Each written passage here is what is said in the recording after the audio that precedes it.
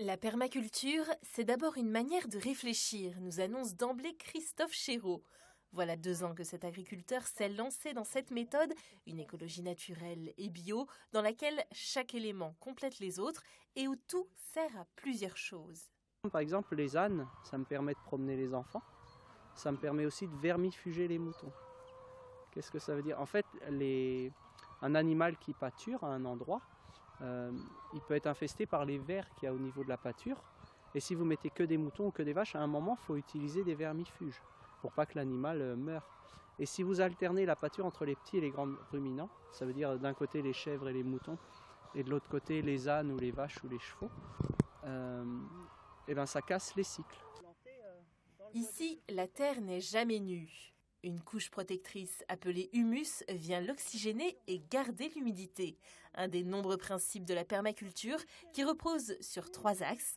Le respect de la nature, les animaux ne reviennent sur les pâturages que tous les 4 mois par exemple. Le respect de l'homme finit les semaines de 70 heures pour notre agriculteur. Sa charge de travail s'est allégée considérablement.